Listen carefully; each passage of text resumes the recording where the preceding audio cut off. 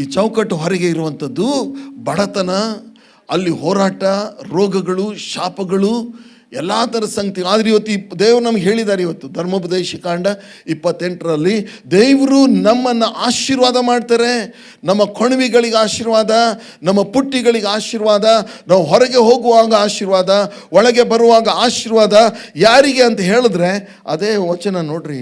ಏನು ಯಾರಿಗೆ? ಅದು ಚೌಕಟ್ಟಿನಲ್ಲಿ ಇರುವವರಿಗೆ. ಅದು ವಾಕ್ಯನ ಓದೇ ಬಿಡೋಣ. ಅಲ್ಲಿ ಏನಂತ ಹೇಳ್ತಾರೆ 28ರಲ್ಲಿ, ನೀವು ನಿಮ್ಮ ದೇವರಾದ ಯೆಹೋವನ ಮಾತನ್ನು ಶ್ರದ್ಧೆಯಿಂದ ಕೇಳಿ ನಾನು ಈಗ ನಿಮಗೆ ಬೋಧಿಸುವ ಆತನ ಆಜ್ಞೆಗಳೆಲ್ಲ ಅನುಸರಿಸಿ ನಡೆದರೆ ಆತನು ಭೂಮಿಯ ಮೇಲಿರುವ ಎಲ್ಲ ಜನಾಂಗಗಳಿಗಿಂತಲೂ ನಿಮ್ಮನ್ನು ಉನ್ನತ ಸ್ಥಿತಿಗೆ ತರುವಂತ. ಚಪ್ಪಾಳೆ ತಟ್ಟಿ ಅದಕ್ಕೆ ಹಲ್ಲೆಲೂಯಾ. ಮೊದಲೇ ವಚನದಲ್ಲಿಯೇ ದೇವರು ಚೌಕಟ್ಟು ಇಟ್ಟಿದ್ದಾರೆ. ಹಲ್ಲೆಲೂಯಾ. ಆ ಚೌಕಟ್ಟಿನಲ್ಲಿ ಇದ್ದರೆ ನಿಮ್ಮನ್ನು ದೇವರು ಪಾತಾಳಕ್ಕೆ ತಳ್ತಾರೆ. ಏನಂತಿದೆ? ದೇವರು ನಿಮ್ಮನ್ನು ಪಾತಾಳಕ್ಕೆ ತಳ್ಳಲ್ಲ, ಎಲ್ಲ ಜನಾಂಗಗಳಿಗಿಂತ ಉನ್ನತ ಸ್ಥಿತಿಗೆ. ಹಲ್ಲೆಲೂಯಾ. ಈ ಚೌಕಟ್ಟು ನಿಮ್ಮನ್ನು ಉನ್ನತ ಸ್ಥಿತಿಗೆ ತಕೊಂಡು ಬರುತ್ತೆ. Hallelujah. You will be on the top if you are obeying the word of God, if you are within the frame that the Lord has put you in the frame. Hallelujah. ನಿಮ್ಮನ್ನು ದೇವರು ಈ frame ಒಳಗೆ ಇಟ್ಟಿದ್ದಾರೆ. ಅದರೊಳಗೆ ನೀವು ಇದ್ದರೆ ಯಶಸ್ಸು ಖಂಡಿತ, ಸಮೃದ್ಧಿ ಖಂಡಿತ, ಮೇಲು ಖಂಡಿತ, ಆಶೀರ್ವಾದಗಳು ಖಂಡಿತ. ನೀವು ಸುರಕ್ಷಿತವಾಗಿರ್ತೀರಿ, ಸಮೃದ್ಧಿಯಲ್ಲಿರ್ತೀರಿ. ಹಲ್ಲೆಲೂಯಾ. ನನಗೆ ದೇವ್ರು ನಿನ್ನೆ ಪ್ರೇಯರ್ ಮಾಡುವಾಗ ಈ ವಾಕ್ಯ ಕೊಟ್ಟಾಗ ಈ ವಾಕ್ಯಕ್ಕೂ ಸಂದೇಶಕ್ಕೂ ಇರುವ ಸಂಬಂಧ ಈಗ ನನಗೆ ಗೊತ್ತಾಗ್ತಾ ಇದೆ. ಹಲ್ಲೆಲೂಯಾ. ದೇವ್ರು ಹೇಳ್ತಾ ಇರೋದು ಏನಂತ ಹೇಳಿದರೆ, ಇದೊಂದು ಚೌಕಟ್ಟು, ಇದನ್ನು ನೀವು ಕೈಕೊಂಡು ನಡೀರಿ. ಆಶೀರ್ವಾದ ಆಗಿಲ್ಲ ಅಂದರೆ ಹೇಳ್ರಿ. ನೀವು ಕೇಳ್ಬೋದು, ಪಾಸ್ಟರ್ ನಿಮಗೆ ಹಂಗಾಗಿದೆಯಾ? ನೀವು ಚೌಕಟ್ಟಿನಲ್ಲೇ ಇದ್ದೀರಲ್ಲ 50 ವರ್ಷದಿಂದ.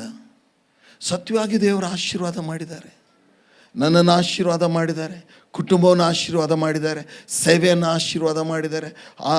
ಎಲ್ಲ ವಿಷಯದಲ್ಲಿ ದೇವರು ಇವತ್ತು ನಮ್ಮ ಸೇವೆಯನ್ನು ಈ ವರ್ಷ ಎಲ್ಲೆಲ್ಲೆಲ್ಲೋ ಹೋಗಿ, ಹಳ್ಳಿಗಳು, ಬೇರೆ ದೇಶಗಳು, ಎಲ್ಲೆಲ್ಲೋ ಹೋಗಿ ಸೇವೆ ಮಾಡುವಂಥ ದೇವರು he has blessed us. I am not saying that I am 100% fine perfect, but ಆದರೂ ಸಹ ಈ ಚೌಕಟ್ಟಿನಲ್ಲಿ ಇರುವವರಿಗೆ ದೇವರು ಖಂಡಿತವಾಗಿ ಆಶೀರ್ವಾದ ಮಾಡ್ತಾರೆ. ಹಲ್ಲೆಲೂಯಾ. ಪ್ರಿಯರೇ, ನನ್ನ ಮರ್ಜಿ, ನನ್ನ ಇಷ್ಟ, ನನಗೆ ಇಷ್ಟ ಬಂದದ್ದು ನಾನು ಮಾಡ್ತೀನಿ. ಬರ್ರಿ ಪಾಪ, ಅದಕ್ಕೂ ಸ್ವಾತಂತ್ರ್ಯ ಇದೆ. ಓಕೆ, ಅದಕ್ಕೆ ವಾಕ್ಯ ಕೇಳಕ್ಕೆ ಬಂದಿದೆ. ನೀವು ಬರಂಗಿಲ್ಲ ಅಂತ ಗೊತ್ತು, ಅದಕ್ಕೆ. ಓಕೆ, ದೇವ್ರು ನಮ್ಗೆ ಸ್ತೋತ್ರ. ಆದ್ದರಿಂದ ಪ್ರಿಯ ಸಹೋದರ ಸಹೋದರಿ, ನಾವು ಯೇಸುಸ್ವಾಮಿ ಹೇಳ್ತಾರೆ ಗಲಾತ್ಯ 5:1, ಕರ್ತನು ನಿಮ್ಮನ್ನು ಸ್ವತಂತ್ರದಲ್ಲಿ ಇರಿಸಬೇಕೆಂದು ಬಿಡುಗಡೆ ಮಾಡಿದನು, ತಿರುಗಿ ದಾಸತ್ವದ ನಗುದಲ್ಲಿ ಸಿಕ್ಕಿಕೊಳ್ಳಬೇಡ್ರಿ. Okay, hallelujah. ದೇವನಾಮಕ್ಕೆ ಸ್ತೋತ್ರ. ಆದ್ದರಿಂದ ಯೌವನಸ್ಥರಿಗೆ ನಾನು ಹೇಳೋದಂದರೆ, ನನ್ನ ಇಷ್ಟ, ನನ್ನ ಮನಸ್ಸಿಗೆ ಬಂದದ್ದು ನಾನು ಮಾಡ್ತೇನೆ. ನೀವ್ಯಾರು ಹೇಳೋರು? ನಿಮ್ಮ ಕಾಲ ಹಳೆ ಕಾಲ, ನೀವು 14ನೇ ಶತಮಾನದವರು, ನಿಮಗೆ ಬುದ್ಧಿ ಇಲ್ಲ. ಇವ್ರಿಗೆ ಭಯಂಕರ ಬುದ್ಧಿ ಇದೆ. ಇವ್ರ ಮಿದುಳೆಲ್ಲ ಉಲ್ಟಾ ಇದೆ ಎಲ್ಲ. ಯಾಕಂದರೆ ಎಲ್ಲ ಉಲ್ಟನೇ ಯೋಚನೆ ಮಾಡ್ತಾರೆ. ಪ್ರಿಯ ಸಹೋದರ ಸಹೋದರಿ, ಹಾಗಲ್ಲ. ದೇವರು ತಂದೆ ತಾಯಿಗಳನ್ನ ಕೊಟ್ಟಿದ್ದಾರೆ. ನಾನು ಹೇಳ್ತೀನಿ, ಅವ್ರು ಹೇಳೋದೆಲ್ಲ ಸರಿ ಇರಲಿಕ್ಕಿಲ್ಲ. ಆದರೆ ತಂದೆ ತಾಯಿಗಳ ಜೊತೆಗೆ ಹೇಗೆ ವ್ಯವಹಾರ ಮಾಡಬೇಕು ಅನ್ನೋದನ್ನು ದೇವರು ನಮಗೆ ತಿಳಿಯಪಡಿಸ್ತಾರೆ. ಹಲ್ಲೆಲೂಯಾ. ಓಕೆ, ಅವ್ರ ಜೊತೆಗೆ ಯಾವ ರೀತಿಯಾಗಿ ವ್ಯವಹರಿಸಬೇಕು, ಹೇಗೆ ಅವ್ರನ್ನ ಸನ್ಮಾನಿಸಬೇಕು. ಯಾಕಂದರೆ ದೇವ್ರ ವಾಕ್ಯ ಹೇಳ್ತದೆ, ತಂದೆ ತಾಯಿಗಳನ್ನ ಏನು ಮಾಡು, ಸನ್ಮಾನಿಸು. ಅದೇ ಸಮಯದಲ್ಲಿ ಮಕ್ಕಳನ್ನ ಸಹ ಯಾವ ರೀತಿಯಾಗಿ ಪ್ರೀತಿ ಮಾಡಬೇಕಂದ್ರೆ ತಂದೆ ತಾಯಿಗಳಿಗೆ ದೇವ್ರ ವಾಕ್ಯ ಸ್ಪಷ್ಟವಾಗಿ ಹೇಳ್ತದೆ. ಪ್ರಿಯರೇ, ಕೇವಲ ಯವನಸ್ಥರು ಮಾತ್ರ ಚೌಕಟ್ಟಿನಲ್ಲಿ ಇರಬೇಕಂತ ನಾನು ಹೇಳ್ತಾ ಇಲ್ಲ. ತಂದೆ ತಾಯಿಗಳು ಎಲ್ಲಿರಬೇಕು? ಚೌಕಟ್ಟಿನಲ್ಲಿ ಇರಬೇಕು. ನಾವೆಲ್ಲರೂ ಎಲ್ಲಿ ಇರಬೇಕು? ಪಕ್ಕದಲ್ಲಿದ್ದರೆ ಹೇಳ್ರಿ, ಚೌಕಟ್ಟಿನಲ್ಲಿ ಇರಬೇಕು. Okay, frame. ದೇವರು ಹಾಕಿರೋ ಗೆರೆ ದಾಟ್ಬಿಡ್ರಿ. ಗೆರೆ ದಾಟಿದ್ರಿ ಅಂದರೆ ಹೊರಗಡೆ ಯಾರು ಕಾದಿರ್ತಾರೆ? ಯಾರನ್ನು ನುಂಗಲಿ ಅಂತ ಗರ್ಜಿಸೋ ಸಿಂಹದೋಪಾದಿಯಲ್ಲಿ ಯಾರಿಗಾಗಿ ಕಾದಿದ್ದಾನೆ? ಚೌಕಟ್ಟಿಯಿಂದ ಹೊರಗೆ ಬರೋರು ಕರೆಕ್ಟಾಗಿ ಹೇಳಿದ್ರಿ. ಓಕೆ, ಚೌಕಟ್ಟಿಯಿಂದ ಹೊರಗೆ ಬರೋದನ್ನೇ ಸೈತಾನ ಕಾಯ್ತಾ ಇರ್ತಾನೆ. ಬಂದ ತಕ್ಷಣ ಅವನು ತನ್ನ ಕೆಲಸ ನಿಮ್ಮ ಜೀವನದಲ್ಲಿ ಪ್ರಾರಂಭ ಮಾಡ್ತಾನೆ. ಅದಕ್ಕೆ ಪಾಸ್ಟ್ರು, ಸಭೆಗಳು, ತಂದೆ ತಾಯಿಗಳು, ನಿಮ್ಮ ಫ್ರೆಂಡ್ಸ್ಗಳು ಹೊಣೆಗಾರರಲ್ಲ, ನೀವೇ ಹೊಣೆಗಾರ. You are responsible for that.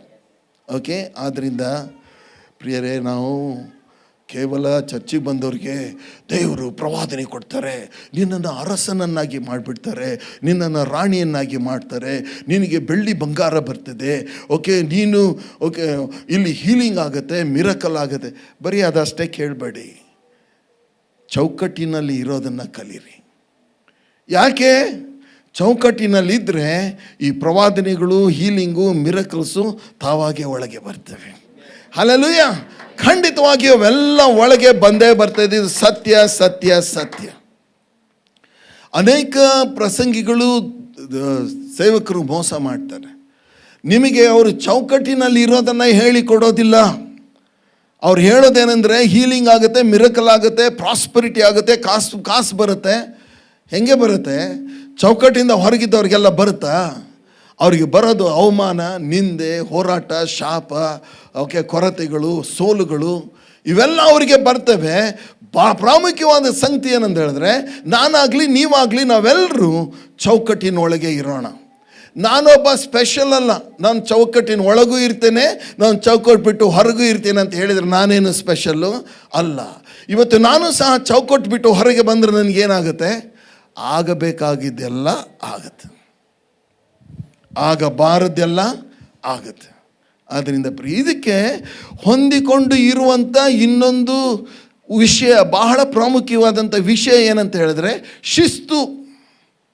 ಹೇಳ್ರಿ ಎಲ್ರು, ಶಿಸ್ತು.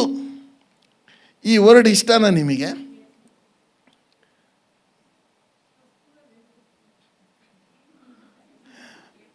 ಬೇರೆಯವ್ರಿಗೆ ಹೇಳೋ ಕೊಡೋಕ್ಕೆ ಇಷ್ಟ, ನಾವೇ ಮಾಡೋಕ್ಕೆ ಎಲ್ಲರೂ ಹೇಳೋಣ. ಡಿಸಿಪ್ಲಿನ್.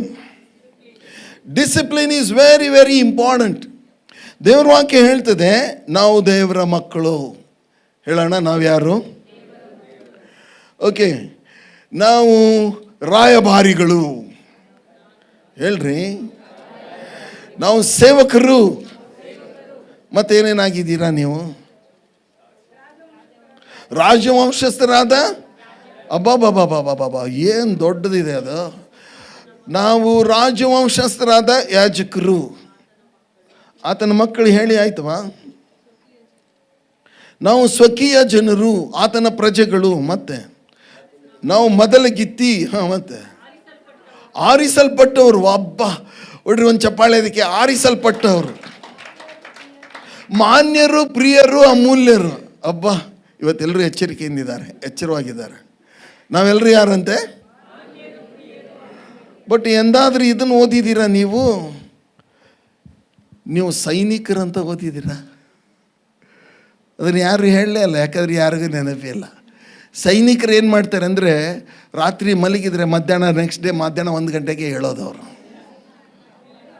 ಯಾರು ಹೇಳ್ತಾರೆ? ನಾನು ನೋಡಿದ್ದೀನಿ ಸೈನಿಕರು ಹೇಳೋದು ಎಷ್ಟು ಗಂಟೆಗೆ. ನೋಡಿ, ಈ ಸೈನಿಕರೆಲ್ಲ ಎಷ್ಟು ಗಂಟೆಗೆ ಹೇಳ್ತಾರೆ ರೀ? ದೇವ್ರ ವಾಕ್ಯ ಹೇಳುತ್ತೆ ಇಲ್ಲಿ 2 ತಿಮೋತಿ 2:3 ಹೇಳುತ್ತೆ, ಕ್ರಿಸ್ತ ಯೇಸುವಿನ ಒಳ್ಳೆ ಸೈನಿಕನಂತೆ ನನ್ನೊಂದಿಗೆ ಶ್ರಮೆಯನ್ನು ಅನುಭವಿಸು. ಒಳ್ಳೆ ಸೈನಿಕ. ಎಂಥ ಸೈನಿಕ? ಒಳ್ಳೆ ಸೈನಿಕ.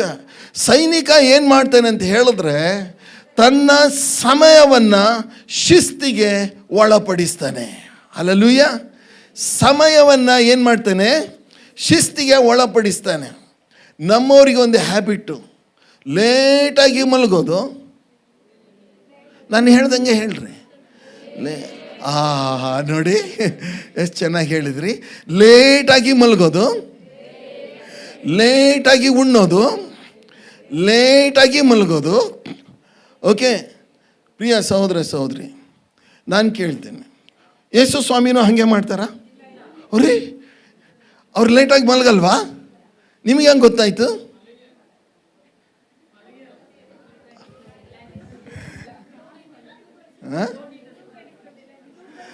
ಅದನ್ನೇ ಹೇಳತ್ತವ್ರು ಅವ್ರು ಮಲಗದೇ ಇಲ್ಲ ಅಂತ. ಇಲ್ಲ ಪ್ರಿಯರೇ, ನಿಮಗೆ ದೇವರು ನೋಡ್ರಿ, ಯಾರೋ ಒಬ್ರು ಹೇಳ್ತಾ ಇದ್ರು ಏನಂದರೆ, ಪಾಸ್ಟ್ರೇ ಅವರು 98 ವರ್ಷ ಬದುಕಿದ್ರಿ. 98 ವರ್ಷದ ನಾನು ಹೇಳಿದೆ ವಾ ವಾ ವಾ ವಾ. ಇನ್ನೊಬ್ರು ಹೇಳಿದ್ರು 98 ವರ್ಷದ ಬದುಕಿದ್ರಿ, ಎಷ್ಟು ವರ್ಷ ಬದುಕಿದ್ರು ಮುಖ್ಯ ಅಲ್ಲ, ಹೆಂಗೆ ಬದುಕಿದ್ರು ಅದು ಮುಖ್ಯ. ಎಲ್ಲರೂ ಲೈಫ್ ಹಾಳು ಮಾಡಿ ಸತ್ತು ಅದು ಮುದುಕಿ.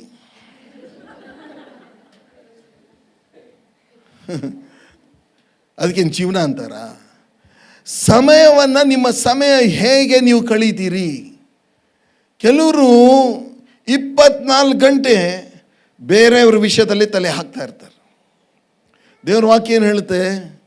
ಇನ್ನೊಬ್ಬರ ವಿಷಯದಲ್ಲಿ ತಲೆ ಹಾಕದೆ ಸ್ವಂತ ಕಾರ್ಯವನ್ನು ನಿಮ್ಮ ಕೈಯಿಂದ ಮಾಡಿಕೊಂಡ್ರಿ ಅಂತ ತೆಸಲೋನಿಕದಲ್ಲಿ ಹುಡುಕ್ರಿ. ಅದೇ ನೋಡಿ, 1 ತೆಸಲೋನಿಕಲ್ಲಿ ವಚನ ಓದೋಣ. ಪ್ರಿಯ ಸಹೋದರ ಸಹೋದರಿ, ಸಮಯವನ್ನು ಹೇಗೆ ಕಳೆದ್ರಿ? ಕೆಲವು ಯಮನಸ್ಥರು ಕಾಲೇಜಿಗೆ ಹೋಗ್ತಾರೆ. ಕೇಳಿದ್ರಾ? ಕಾಲೇಜಿಗೆ ಹೋಗ್ತಾರೆ, ಕ್ಲಾಸ್ ಅಟೆಂಡ್ ಆಗಲ್ಲ. 1 ತೆಸಲೋನಿಕ 4:11. ತಡ್ರಿ, ಮುಂದೆ ಹೋಗೋಕ್ಕಿಂತ ಮುಂಚೆ ಇದನ್ನು ಓದಿಬಿಡೋಣ. 1 ತೆಸಲೋನಿಕ 4ನೇ ಅಧ್ಯಾಯ 11ನೇ ವಚನ ಹೇಳುತ್ತೆ. ಏನಂದ್ರೆ ನೋಡ್ರಿ, ಏನು ಹೇಳುತ್ತೆ? ಇದಲ್ಲದೆ ನಾನು ನಿಮಗೆ ಆಜ್ಞೆ ಕೊಟ್ಟ ಪ್ರಕಾರ ನೀವು ಮತ್ತೊಬ್ಬರ ಕಾರ್ಯದಲ್ಲಿ ಇದೊಂದು ಚೌಕಟ್ಟು. ಇನ್ನೊಬ್ಬರ ವಿಷಯದಲ್ಲಿ ನಾವು ತಲೆ ಹಾಕ್ತೇವಾ ಅಥವಾ ನಮ್ಮ ವಿಷಯದಲ್ಲಿ ಜಾಸ್ತಿ ತಲೆ ಹಾಕ್ತೇವ? ಉತ್ತರಕ್ಕಾಗಿ ಕಾದಿದ್ದೇನೆ. ಇನ್ನೊಬ್ಬರ ವಿಷಯದಲ್ಲಿ ಜಾಸ್ತಿ ತಲೆ ಹಾಕ್ತೀರಾ ಅಥವಾ ನಮ್ಮದೇ ವಿಷಯ? ಅರೆ, ನಮ್ಮದು ಯೋಚನೆ ಕೂಡ ಮಾಡಲ್ಲ. ಕೇಳಿದ್ಯಾ? ನೋಡಿದ್ಯಾ? ಹೋಗಿದ್ಯಾ? ಎಂಥ ಜನ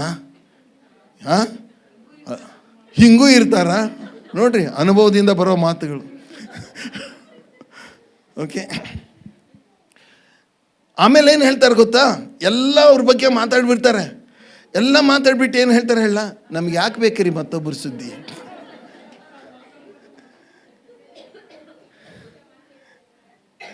ಎಷ್ಟು ಜಾಣ್ರ ನೀವು. ಪಾಪ ನಮ್ಮ ದೇವರು ಈ ಕೆಮ್ಮು ಇದು ENT ಡಾಕ್ಟ್ರ್ ಹತ್ರ ಹೋಗ್ತಾರೆ ನಮ್ಮ ದೇವರು. ಯಾಕಂದರೆ ಅವ್ರ ಕಿವಿ ಸರಿ ಕೇಳಲ್ಲ. ಏನು ತಿಳ್ಕೊಂಡಿದ್ದೀರಿ? ನಮ್ಮ ದೇವ್ರ ಕಿವಿಗೆ ಕೇಳಲ್ವಾ? ನೀವು ಸಮಯ ಹೇಗೆ ಕಳೀತೀರಿ ಭಾಳ ಯೋಚನೆ ಮಾಡಿರಿ. ಸಮಯ ಬಹಳ ಬೆಲೆ ಉಳಿದು. ಅದಕ್ಕೊಂದು ವಚನ ಇದೆ ನೋಡ್ರಿ, ಎಫೆಸದವ್ರಿಗೆ ಬರೆದ ಪತ್ರಿಕೆ 5ನೇ ಅಧ್ಯಾಯ, ಎಫೆಸ 5:15. ಸಮಯವನ್ನು ಸುಮ್ಮನೆ, ಹಂಗಂದ್ರೆ ನಮ್ಮ ಪೌಲಣ್ಣಗೆ ಗೊತ್ತಿತ್ತು ನೀವು ಸುಮ್ಮನೆ ಸಮಯ ಹಾಳು ಮಾಡ್ತೀರಿ ಅಂತ. ಎಫೆಸದವರು ಬರೆದ ಪತ್ರಿಕೆ 5ನೇ ಅಧ್ಯಾಯ 15ನೇ ವಚನ. ಆದ ಕಾರಣ ನೀವು ನಡ್ಕೊಳ್ಳುವ ರೀತಿಯನ್ನು ಕುರಿತು ಚೆನ್ನಾಗಿ ನೋಡಿಕೊಳ್ಳಿ. ಸರಿಯಾಗಿ ಬರ್ದಿಲ್ಲ, ತಡ್ರಿ. ಆದ ಕಾರಣ ನೀವು ಇನ್ನೊಬ್ಬರು ನಡ್ಕೊಳ್ಳುವ ರೀತಿಯನ್ನು ಕುರಿತು ಚೆನ್ನಾಗಿ ನೋಡಿಕೊಳ್ಳ್ರಿ. ಸರಿ ಇದೆಯಾ? ಅದು ನಾವು ಏನು ನೋಡ್ತೀವಿ? ಇನ್ನೊಬ್ಬರು ಪದ್ಮಾವತಿ ಅವರು ನೋಡಿದ್ಯಾ ಅವ್ರನ್ನ? ಬೆಳಿಗ್ಗೆ ನಾವು 5 ಗಂಟೆಗೆ ಎದ್ದಿದ್ದೀವಿ. ಅಮ್ಮ ಎಷ್ಟು ಗಂಟೆ? 9 ಗಂಟೆಗೆ ಎದ್ದಿದ್ದೆ. ಅಮ್ಮ ಏನು ಪಡೆದು ಬಂದಿದೆ ಭಾಗ್ಯ ಅಂತ. ಗಂಡ ಏನೂ ಹೇಳಲ್ಲ, ಎಷ್ಟು ಒಳ್ಳೆ ಏನು 9 ಗಂಟೆ ಒಳ್ಳೆ ಹಾಳಾದವರು. ಓಕೆ, ಏನು ಹೇಳುತ್ತೆ? ಆದ ಕಾರಣ ನೀವು ನಡ್ಕೊಳ್ಳುವ ರೀತಿಯನ್ನು ಕುರಿತು ಚೆನ್ನಾಗಿ ನೋಡಿಕೊಳ್ಳ್ರಿ. ಜ್ಞಾನವಿಲ್ಲದವರಾಗಿರದೆ ಜ್ಞಾನವಂತರಾಗಿರ್ರಿ. ಈ ದಿನಗಳು ಕೆಟ್ಟವುಗಳಾಗಿವೆ. ಆದ್ದರಿಂದ ಕಾಲವನ್ನು ಸುಮ್ಮನೆ ಕಳ್ಕೊಳ್ಳದೆ ಅದನ್ನು ಬೆಲೆಯುಳ್ಳದೆಂದು ಉಪಯೋಗಿಸಿರಿ. ಸಮಯ ದೇವರು ನಿಮ್ಮ ಕೈಯಲ್ಲಿ ಕೊಟ್ಟವ್ರೆ, ನೀನು ಹೆಂಗೆ ಉಪಯೋಗಿಸ್ತೀಯೋ ಅದನ್ನು ನಿನಗೆ ಬಿಟ್ಕೊಟ್ಟದ್ದು. ಇಲ್ಲ ರೀ, ನಾನು ಇಡೀ ದಿವಸ ಸೀರಿಯಲ್ ನೋಡ್ತೀನಿ. ಅಯ್ಯೋ, ಇವತ್ತು ನಾನು ಎಷ್ಟೋ ಜನರ ಮನೆಗೆ ನಾನು ನೋಡಿದ್ದೀನಿ, ಅವ್ರ ಲೈಫ್ ನೋಡಿದ್ದೀನಿ. ಬೆಳಿಗ್ಗೆ ಅವರೊಂದು ಬ್ರೇಕ್ಫಾಸ್ಟ್ ಮಾಡಿ ಅನ್ನಕ್ಕೆ ಇದರ ಮೇಲೆ ಒಲೆ ಮೇಲೆ ಇಟ್ಟು ಕೂತರು ಅಂತ ಹೇಳಿದ್ರೆ ಸಾಯಂಕಾಲವರೆಗೆ ಏನು? ಒಂದು ಸೀರಿಯಲ್ ಆದಮೇಲೆ ಇನ್ನೊಂದು ಸೀರಿಯಲ್ ಆದಮೇಲೆ ಮತ್ತೊಂದು ಸೀರಿಯಲ್, ಮತ್ತೊಂದು ಆದಮೇಲೆ ಮಗದೊಂದು ಸೀರಿಯಲ್. ಓಕೆ, ಅವ್ರ ಲೈಫೇ ಸೀರಿಯಲ್. ಅವರಿಗೆ ಕೆಲಸ ಇಲ್ಲ, ಜೀವನದಲ್ಲಿ ಉದ್ದೇಶ ಇಲ್ಲ, ಇನ್ನೊಬ್ಬರಿಗೆ ಅವರ ಆಶೀರ್ವಾದ ಆಗಿಲ್ಲ. ಅವರೊಂದು ದೊಡ್ಡ ಭೂಮಿಗೆ ಒಂದು ಹೊರೆ, ಒಂದು ಶಾಪ.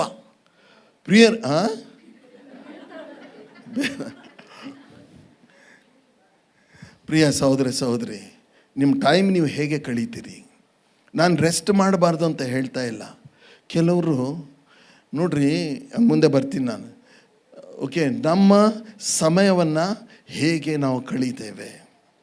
ನಾನು ಕಾಲೇಜಿಗೆ ಹೋಗಬೇಕಾದ್ರೆ ದೇವ್ರ ನಾಮಕ್ಕೆ ಸ್ತೋತ್ರ, ನಮಗೆ ಬಡತನ ಇತ್ತು.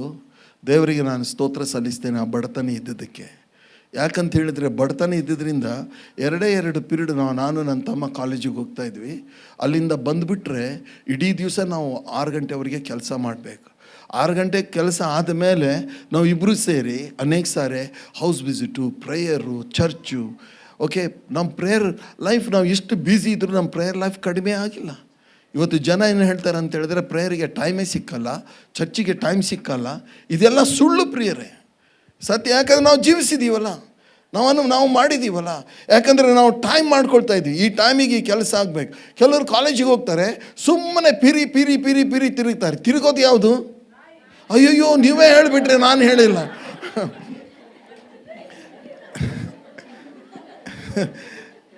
ನಾನು ಹೇಳಿಲ್ಲ, ಅವ್ರು ಯಾರೋ ಹೇಳಿದರು, ಅವ್ರನ್ನೇ ಕೇಳಿ. ಓಕೆ, ಅದಷ್ಟೇ ಅಲ್ಲ, ಇನ್ನೊಬ್ರು ಇದ್ದಾರೆ ತಿರುಗ್ತಾ ಇರ್ತಾರೆ. ಅವ್ರು ಸೈತಾನ್ ಕೆಲಸ ಏನಂದರೆ ತಿರುಗೋದು, ಪಿರಿ ಪಿರಿ ಪಿರಿ ತಿರುಗೋದು, ಮುಖ ಒಣಗಿಸ್ಕೊಂಡು. ಇದರ ಕೈಯಲ್ಲಿ ನೋಟ್ಬುಕ್ಕು, ಇನ್ನೊಂದು ಕೈಯಲ್ಲಿ ಸಿಗರೇಟ್ ಹಿಡ್ಕೊಂಡು ಹೊಗೆ ಬಿಟ್ಕೊಂಡು ಏನು ಮಾಡೋದು, ಅಲ್ಲಿ ಸಮಯ ಕಲಿತೆ, ಇಲ್ಲಿ ಸಮಯ ಕಲಿತೆ. ನೋ, ವಿಶ್ವಾಸಿಗಳು ಹಾಗೆ ಜೀವನ ಮಾಡೋದಕ್ಕೆ ನಮ್ಮ ದೇವರು ನಿನಗೆ ರಕ್ಷಣೆ ಕೊಟ್ಟಿಲ್ಲ. ಆಮೆನ್. ನಮಗೆ ದೇವರು ರಕ್ಷಣೆ ಕೊಟ್ಟಿದ್ದು ಸಮಯವನ್ನು ನಾವು ಸರಿಯಾಗಿ ಉಪಯೋಗಿಸ್ಬೇಕಂತ. ಓಕೆ, ಪ್ರಾರ್ಥನೆಗಾಗಲಿ, ವಾಕ್ಯಕ್ಕಾಗಲಿ, ಸೇವೆಗಾಗಲಿ ನಾವು ಸಮಯವನ್ನು ನಾವು ಉಪಯೋಗಿಸ್ಬೇಕಂತ ಹೇಳಿ ದೇವರು ನಮಗೆ ಸಮಯವನ್ನು ಕೊಟ್ಟಿದ್ದಾರೆ. ಓಕೆ, ಇನ್ನೊಂದು ಕೆಲಸದಲ್ಲಿ ಸಹ ನಮ್ಮದು ಡಿಸಿಪ್ಲಿನ್ ಇರಬೇಕು. ಕೆಲವರಿಗೆ ಒಂದು ಕೆಲಸ ಕೊಟ್ಟರೆ ಅದನ್ನು ಬಂದು ನಾವು ನೋಡಿ ಮತ್ತು 2 ಸರಿ ನಾವೇ ಮಾಡಬೇಕು. ಡಬಲ್ ಕೆಲಸ ನಮ್ಮ ಮೇಲೆ. ಯಾಕಂದರೆ ಮೊದಲಿದ್ದದನ್ನು ಏನು ಮಾಡಿರ್ತಾರೆ, ಅವರು ಹಾಳು ಮಾಡ್ತಾರೆ. ಒಂದು ಸ್ವಲ್ಪ ಯೋಚನೆ ಮಾಡಿ. ನಾನು ಮತ್ತೆ ತಿರುಗಿ ಆದಿಕಾಂಡ ಓದ್ತಾ ಇದ್ದೇನೆ. ಆದಿಕಾಂಡದಲ್ಲಿ ದೇವರು ಏನೇನು ಉಂಟು ಮಾಡಿದ್ರಲ್ಲ ಇವತ್ತಿನ ತನಕ, ಪಕ್ಷಿಗಳನ್ನು, ಹೂಗಳನ್ನು, ಜಲಚರಗಳನ್ನು, ಪ್ರಾಣಿಗಳನ್ನು ಎಲ್ಲ ಉಂಟು ಮಾಡಿದ್ರಲ್ಲ, ಯಾವುದಾದ್ರೂ ಒಂದರಲ್ಲಿ ದೋಷ ಇದೆಯಾ? ಯಾವುದಾದ್ರೂ ಇಂಪರ್ಫೆಕ್ಟ್ ಆಗಿದೆಯಾ? ದೇವರು ಹೇಳ್ತಾರೆ, ಮಾಡಿದ್ದೆಲ್ಲ ನೋಡಿ ಒಳ್ಳೆಯದೇ ಅಂತ ಹೇಳಿದರು. ನೀವು ಮಾಡಿದ್ದು ನಮ್ಮ ಕಡೆಗೆ ಹೇಳ್ತಾರೆ, ಹಾಳು ಮಾಡಿದ್ದೆಲ್ಲ ಹಾಳು ಅಂತ. ಪ್ರಿಯರೇ, ನೀವು ಮಾಡಿದ್ದೆಲ್ಲ ಸರಿಯಾಗಿರುತ್ತಾ? ನಾವು ಸರಿಯಾಗಿ ಎಲ್ಲವನ್ನ ಮಾಡ್ತೀವ? ಮಾಡೋದ್ರಲ್ಲಿ ಒಂದು ಡಿಸಿಪ್ಲಿನ್ ಇದೆಯಾ ನಮ್ಮದು? ದೇವರು ಏನೇ ಕೆಲಸ ಮಾಡಬೇಕಾದ್ರೆ ಮೊದಲನೇ ದಿವಸನೇ ಒಂದು ಕಡೆಗೆ ಅರ್ಧಮರ್ಧ ಪ್ರಾಣಿಗಳು, ಅರ್ಧಮರ್ಧ ಹಕ್ಕಿಗಳು, ಅರ್ಧಮರ್ಧ ಜಲಚರಗಳು, ಅರ್ಧಮರ್ಧ ಆದಾಮನನ್ನು ಉಂಟು ಮಾಡಿ ನಾಳೆ ಮಾಡೋಣ. ಈಗ ಅರ್ಧ ಆಗ್ಯವನೆ, ನಾಳೆ ಇನ್ನು ಆದಾಮನನ್ನು ನಾಳೆ ಮಾಡೋಣ ಅಂದ್ರೆ ಒಂದೊಂದು ದಿವಸಕ್ಕೆ ಅವ್ರು ಎಷ್ಟು ಶಿಸ್ತಿನಲ್ಲಿ ಡಿಸಿಪ್ಲಿನಲ್ಲಿ ದೇವರು ಆಯಾ ದಿವಸ ಮಾಡಬೇಕಾದನ್ನು ಮಾಡಿದರು. 6 ದಿವಸ ಮಾಡಿದರು, 7ನೇ ದಿವಸ ವಿಶ್ರಮಿಸಿಕೊಂಡ್ರು. ಚಪ್ಪಾಳೆ ತಟ್ಟಣ ಅವರಿಗೆ. ನಾವು ಕೆಲಸ ಹೇಗೆ ಮಾಡ್ತೀವಿ? ನೀವು ಕಂಪ್ನಿಗೆ ಹೋಗಿ ನೀವು ಕೆಲಸ ಮಾಡ್ತಾ ಇದ್ದರೆ, ಓಕೆ, ಕಾಡು ದೇವರ ಕಾಟ ಕಳ್ದಂಗೆ, ಓಕೆ, ನಾವೇನು ಮಾಡ್ತೇವೆ, ಅರ್ಧಮರ್ಧ ಮಾಡ್ತೇವೆ. ಪ್ರಿಯರೇ, ನಮ್ಮ ಟೆಸ್ಟಿಮನಿ ಭಾಳ ಇಂಪಾರ್ಟೆಂಟ್. ಒಂದು ಕಂಪನಿಯಲ್ಲಿ, ಒಂದು ಸ್ಕೂಲಲ್ಲಿ, ಒಂದು ಹಾಸ್ಪಿಟ್ಲಲ್ಲಿ, ಎಲ್ಲೋ ಒಂದು ಕಡೆಗೆ ನಾವು ಕೆಲಸ ಮಾಡ್ತಿದ್ರೆ ಜನರು ನಮ್ಮ ಕೆಲಸ ನೋಡಿ ಮೆಚ್ಚಿ ಹೇಗೆ ಹೇಳಬೇಕಂದ್ರೆ, ಇವ್ರು ಇಲ್ಲಾಂದರೆ ಕಂಪನಿನೇ ನಡೆಯಲ್ಲ ಅನ್ನೋ ರೀತಿಗೆ ಬರಬೇಕು ಅವರು. Amen, hallelujah. ಆ ರೀತಿಯಾಗಿ ನಾವು ನಮ್ಮ ಸಾಕ್ಷಿಯನ್ನು ಪಡ್ಕೊಳ್ಬೇಕು. ನಮ್ಮ ಕೆಲಸದಲ್ಲಿ ಶಿಸ್ತಿದೆಯಾ? ನಮ್ಮ ಮನೆ ಕೆಲಸ ಮಾಡೋದು. ಪ್ರಿಯರೇ, ನನಗೆಲ್ಲ ಕೆಲಸ ಬರುತ್ತೆ. ಪಾತ್ರೆ ತೊಳೆಯೋಕ್ಕೂ ಬರುತ್ತೆ, ಬಟ್ಟೆ ಒಗೆಯೋಕ್ಕೂ ಬರುತ್ತೆ, ನೆಲ ಗುಡ್ಸೋಕ್ಕೂ ಬರುತ್ತೆ, ಓಕೆ, ಟಾಯ್ಲೆಟು ತೊಳಿಯೋಕ್ಕೆ ಬರುತ್ತೆ. ನಾನು ಎಲ್ಲ ಹೂಗಳನ್ನು ನಾನೇ ಬೆಳೆಸ್ತಾ ಇರೋದು. ದಯಮಾಡಿ ಹೂ ಯಾರು ಕಿತ್ತಬೇಡ್ರಿ, ಓಕೆ, ನಾನು ಬೆಳೆಸಿರೋದು. ಓಕೆ, ಹೂಗಳನ್ನ ಬೆಳೆಸ್ತೇನೆ, ಎಲ್ಲ ಕೆಲಸನೂ ಮಾಡ್ತೀನಿ. ಯಾಕಂದರೆ ದೇವರು ನಮ್ಮನ್ನು ಶಿಸ್ತಿನಲ್ಲಿ ಇಟ್ಟಿದ್ದಾರೆ. ಶಿಸ್ತಿನಲ್ಲಿ ಇರೋಣ ಪ್ರಿಯರೇ. ಇದು ಕೆಲಸದ ವಿಷಯದಲ್ಲಿ ಶಿಸ್ತು. ಓಕೆ, ನಮ್ಮ ದೇವರು ನಮ್ಮನ್ನು ಶಿಸ್ತಿನಲ್ಲಿ ಇಟ್ಟಿದ್ದಾರೆ. ಸಮಯವನ್ನು ಶಿಸ್ತಿಗೆ ಒಳಪಡಿಸೋಣ, ನಮ್ಮ ಕೆಲಸವನ್ನು ಶಿಸ್ತಿನಲ್ಲಿ ಇಟ್ಕೊಳ್ಳೋಣ. ಮೂರನೇದಾಗಿ ಇದನ್ನು ಶಿಸ್ತಿನಲ್ಲಿ ಇಟ್ಕೊಳ್ಳೋಣ. ಕೆಲವ್ರು ಹುಟ್ಟಿದ್ದೇನಕ್ಕೆ